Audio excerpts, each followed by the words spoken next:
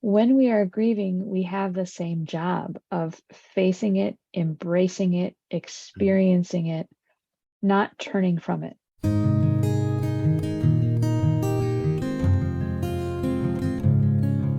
What pushed Kate into becoming an ordained minister? How did being a minister channel her into becoming a hospice counselor? What inspired Kate Meyer to write a book?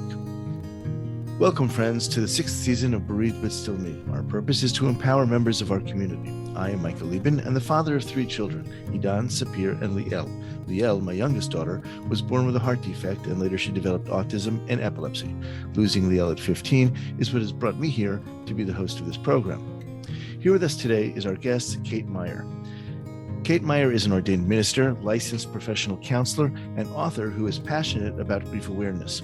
She strives for support for all people, specifically in the Christian community, due to the miseducation of grief, which she says the church has perpetuated.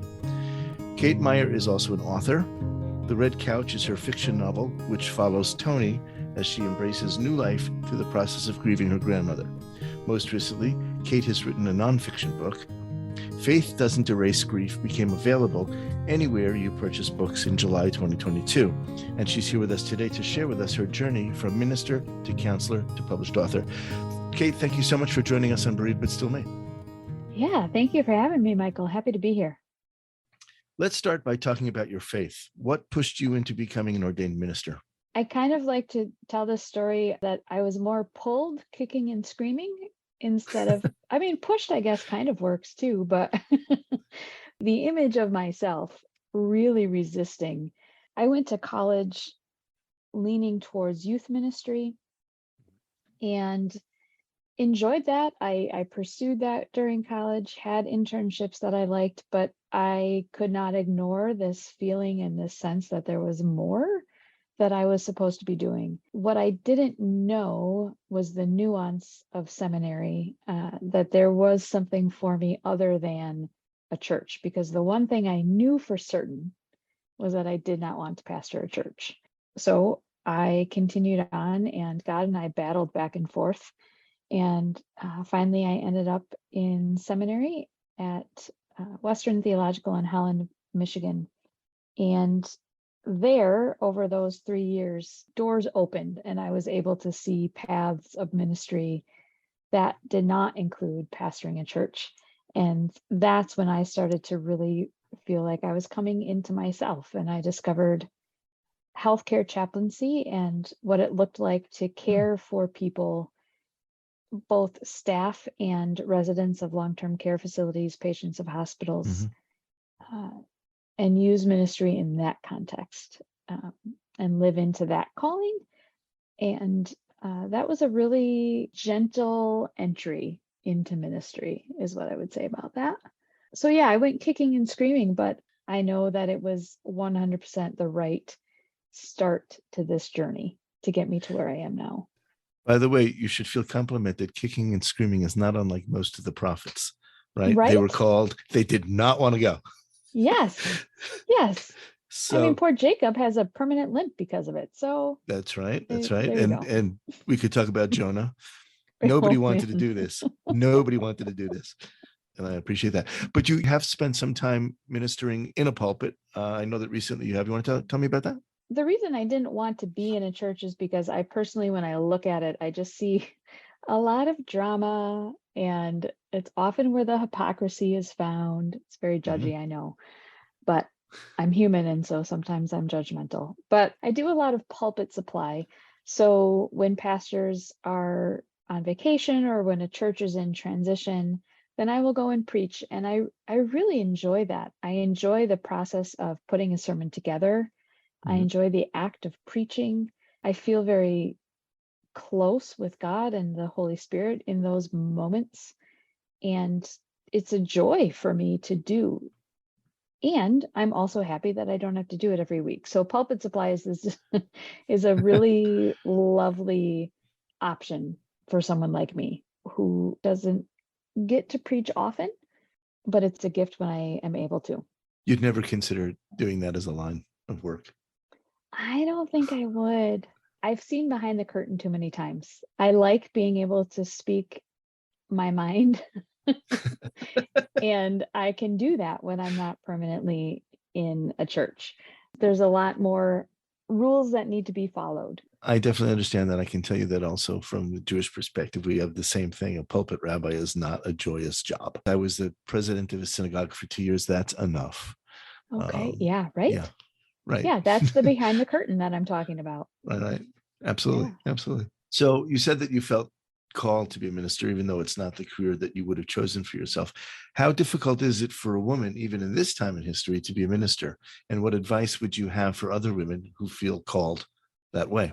Unfortunately, I feel like we're in another kind of ramp up against women in ministry. Mhm.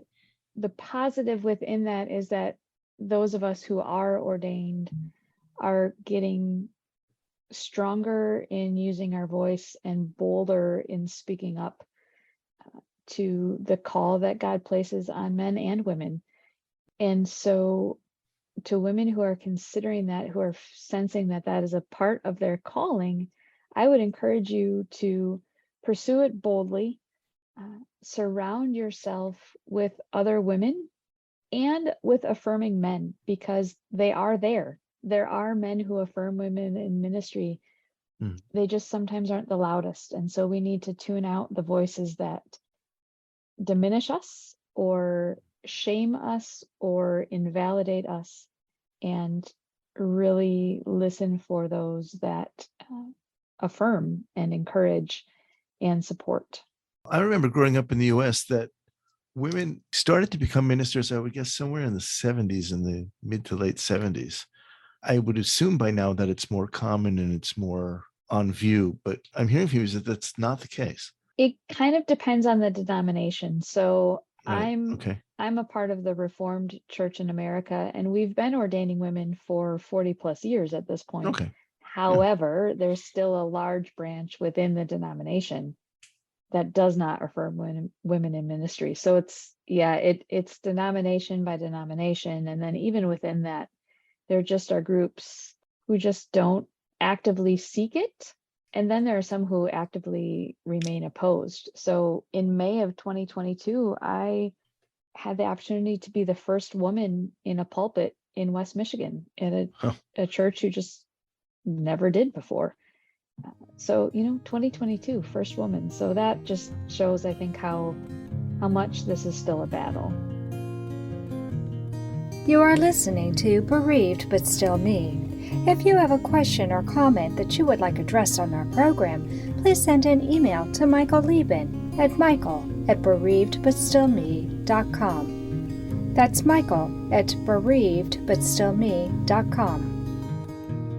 This content is not intended to be a substitute for professional medical advice, diagnosis, or treatment. The opinions expressed in the podcast are not those of Hearts Unite the Globe, but of the hosts and guests, and are intended to spark discussion about issues pertaining to congenital heart disease or bereavement.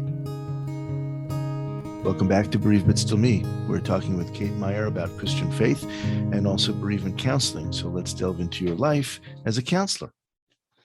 How is it that you transitioned from being an ordained minister into a licensed counselor?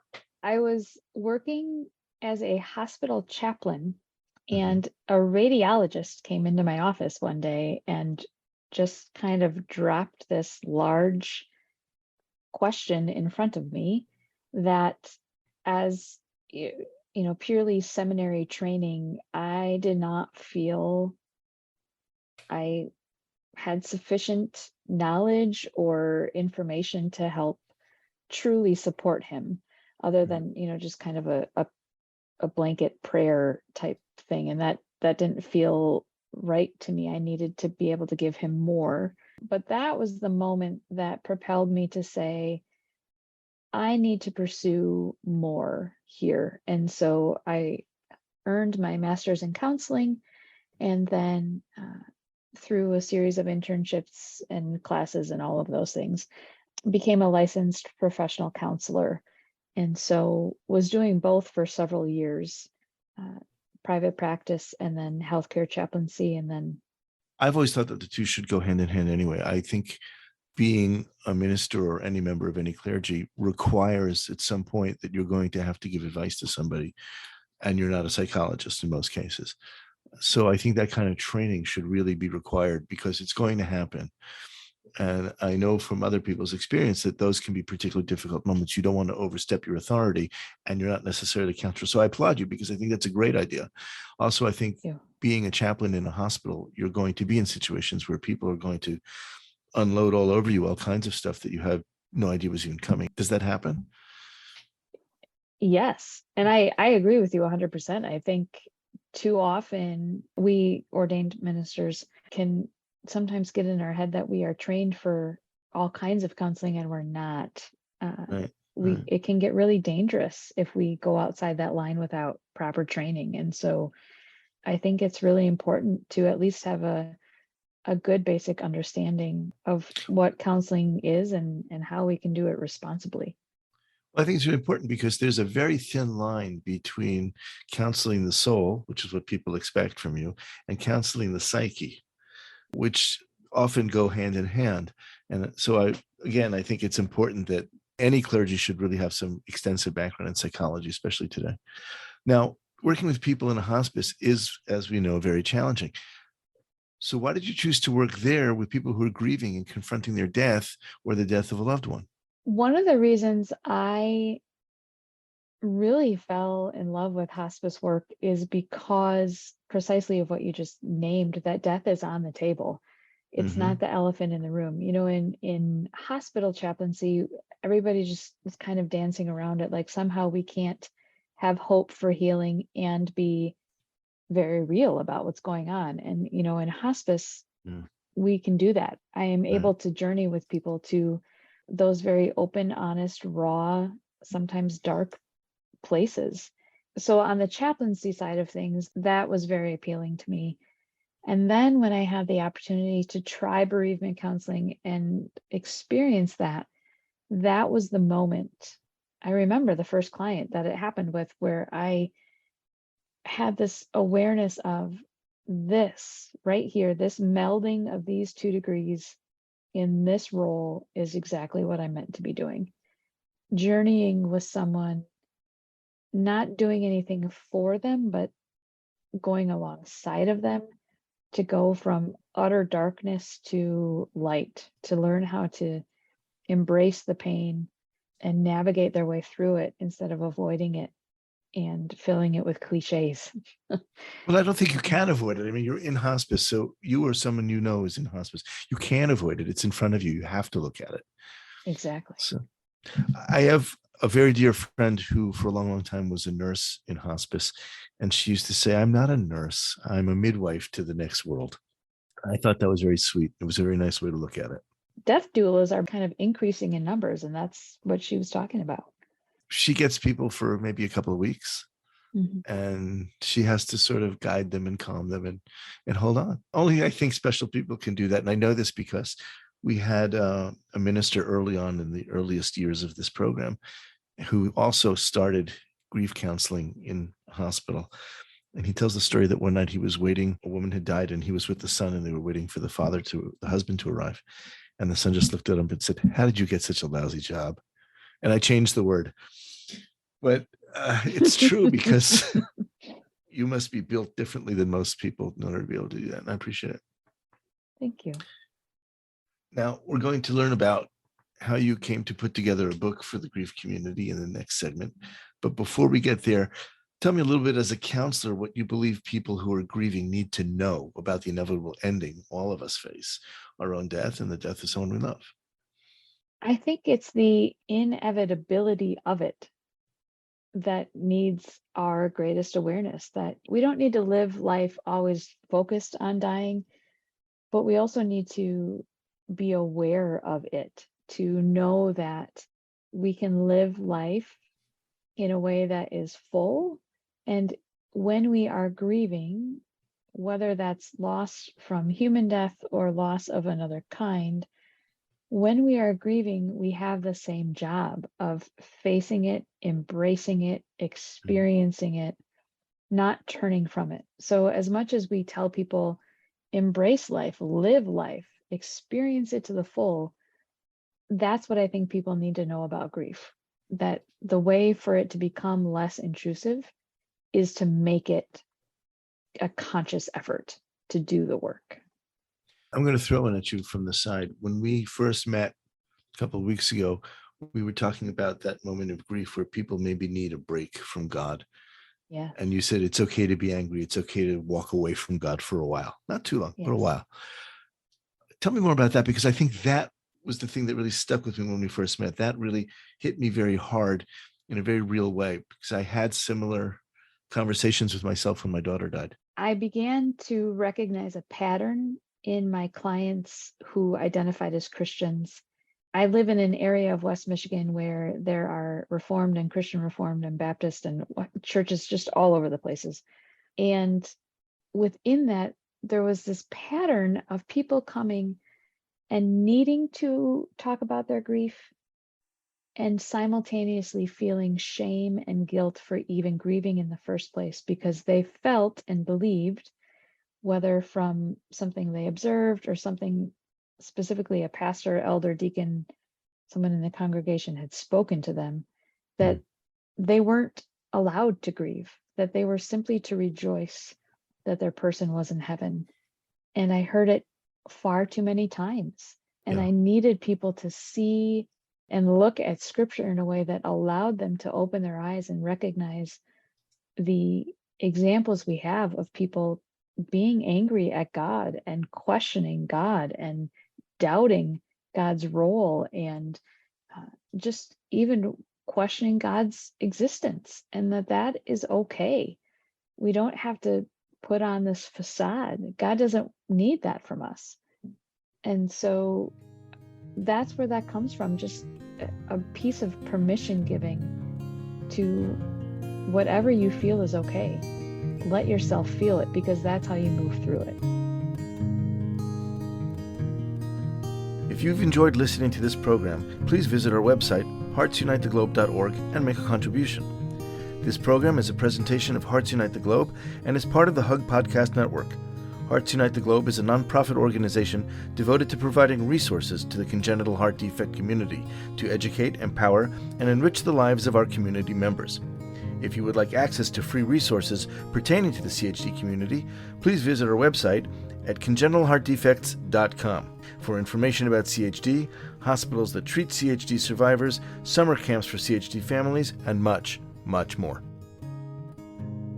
Before the break, we learned how God called you to be an ordained minister and how you felt compelled to minister to people through counseling. Now let's talk about your book and tell us why you wrote your book and who you believe is the audience for this book. I wrote this book because it became evident to me. I think I always knew it individually that the church, capital C, church, doesn't do grief well.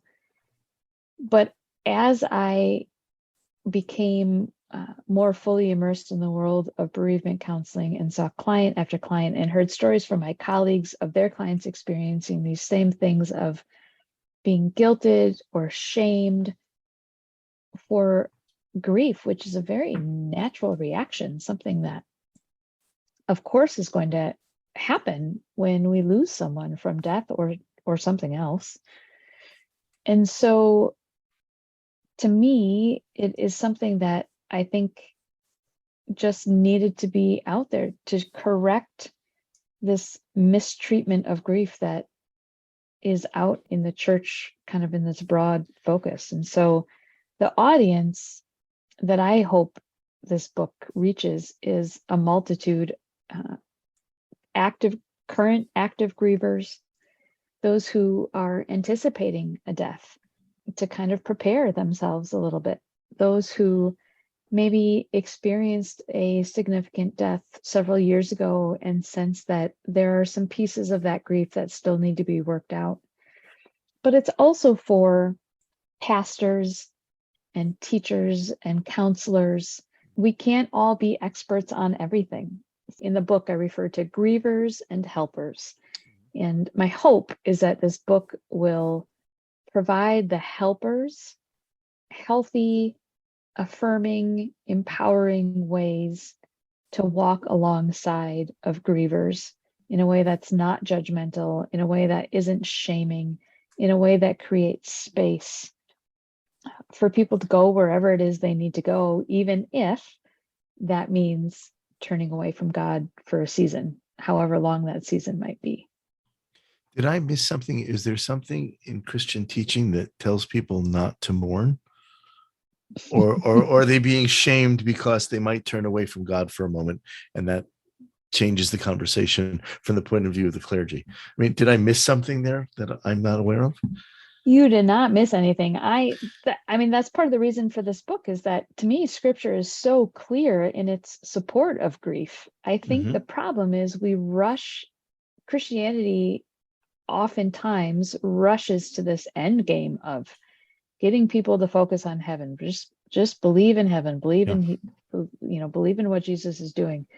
But there's this whole life on earth that we are meant to live, and there are experiences that we have been created to go through, to experience the good and the bad, the hard and the easy. And so I think the shame comes from this really misguided, misunderstood notion of heaven fixes everything. And while people after they die are restored and redeemed and all of those things, and their suffering is ended, yes, but we are still here. We still have to live life in a world that has been shaken and shattered. And so to pull someone out of that is it's just wrong. So if I understand you correctly, the concept of people being in heaven and safe, or even in the heart world, we talk about our kids are repaired. That might be comforting in some way, but we still have to deal with the reality here on earth of the people who are doing the grieving. Is that what gets missed? Yes, I think it comes out as either or, and it's meant to be both and, right? That both of those things can exist. You can take comfort in what they are now experiencing, and you can deal with the pain that they are not here in this world living in your life. I think that's really important, to focus where the pain is. It's comforting maybe to think that somebody's in heaven and that's okay for them, but I'm still here.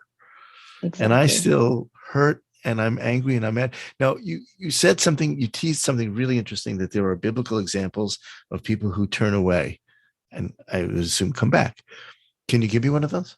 I think the Psalms are really my go-to example of there are so many lament psalms that just are writers pouring out this, where have you gone? Why aren't you here? Why do my enemies succeed against me? To me, that is support and validation straight from God that these things happen. God might always be with us, but we aren't always going to feel it. Right. Absolutely true. Absolutely true. You're right. The Psalms are filled with stories of people who are angry. The Psalms are attributed largely to King David, and he often gets angry and he wants to stomp around the room. But in the end, he comes back. And when he dies and he charges Solomon to go on, he says, always remember to be with God, and God is always there. And yet he needed to do that. A lot of people on this program have told me over the years that, we're talking about in the US at any rate, they don't know of any preordained or preset regular way to mourn.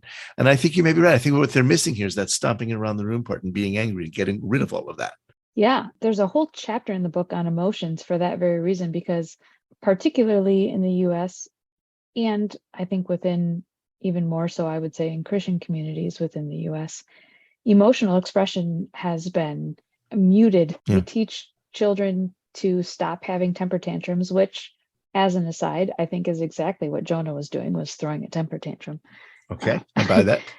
So we teach children that you have to stop dropping to the floor and pounding your fists and feet into the ground and screaming, but we don't give them a replacement. We don't teach that it is okay to have those emotions. Absolutely. What we need to do is change the way you're expressing them. Don't stop expressing them, just change them to a way that's safer for all involved. And so, when you talk about stomping around, that's a really wonderful, healthy outlet. But that's where I think grief continues to get muted, because we don't allow ourselves consistency with expression of emotions for a whole host of reasons. Yeah, I get that. I really do. I just want to go back for a second. By now, everybody wants a copy of your book. So let's go back. The book is called Faith Doesn't Erase Grief, Embracing the Experience and Finding Hope. It really is perfect. And it's true. Faith doesn't necessarily erase grief. We often, those of us who are people of faith, we will often use our faith or work within our faith in order to help embrace the situation, in order to create some sort of orderly understanding. But that alone is not enough. You have to really, I like that. You have to have a temper tantrum of one sort or another. Yeah. Have to do the work. Is not only does faith not erase grief, but faith does not excuse you from doing grief. There's work that needs to be done so that you can be whole and that you can continue to move forward in your own life and become who you are created to be. There's just no way of getting around it. We have to do the grief work. That should be obvious to so many people. And one of the reasons I'm a little surprised by this is because in my faith, things are so much more organized. And, we take a week out and we really work out grief with the community together. And it can go on for as long as 11 months, but in various stages that help bring you back into the community. And maybe that's what's missing for you. I don't know. I 100% think that is a big part of it. One of the scriptural examples I use is the story of Joseph going back to bury Israel. Mm-hmm. And the length of that journey in miles, in days, and the amount of community that is surrounding him. And here we do things here in the States and in Christianity, I think in particular, unfortunately, which is supposed to be a really community relationship-based religion. Somehow we do these things in isolation. We do the funeral, memorial service, celebration of life, whatever term you want to use. And then, maybe there's a month or two of food trains and then that's it. And suddenly people are saying, what's the matter? Why are you sad? We already did lunch. Yeah, I get it. Yeah. Just pray. God will take care of it. Like what? No. I want to ask you this. Please share with us one important thing that you want us to know about you, your ministry, and your book. Just one nut that people should take away from here. For me, it all boils down to this concept of hope. And what I mean by that is that even when things are really dark, there's a teeny tiny minuscule pinprick of light that allows me to continue. That even when I don't have a clue what's happening and I don't know where God is and I don't understand what the point of my faith is, that even in that, there is a sustaining cushion that doesn't allow me to give up, that propels me forward. And so to me, that's what all of this is about, is the people who are in the depths of their grief to come through to the other side of child loss and do a podcast that continues to, I imagine at times, put you back in that space. That to me is hope. That to me is you being able to say to other parents, I somehow am here and you can get here too, right? And that to me is what this is about. The book, my approach to counseling, my fiction writing, my blog, all of these things are about helping people find the things that empower them and allow them to continue, which to me gets boiled down into that word, hope. Kate Meyer, thank you so much for joining us on Bereaved But Still Me. I am smarter now than I was a half hour ago. Thank you very much for having me. I love what this podcast offers people, and I am grateful to have been invited on. And I'm blushing. I am. And that concludes this episode of Bereaved But Still Me. Again, I want to thank Kate Meyer for sharing her experiences with us and how she feels our faith can help us through our grief. If you've enjoyed this program, I'd like to invite you to be a patron. For a monthly pledge, you can help us continue to provide programming to the bereaved community. Just visit us at www.patreon.com/heart to heart. Until next time, remember, moving forward is not moving away. Thank you for joining us. We hope you have felt supported in your grief journey. Bereaved But Still Me is a monthly podcast, and a new episode is released on the first Thursday of each month. You can hear our podcast anywhere you normally listen to podcasts at any time. Join us again next month for a brand new episode of Bereaved But Still Me.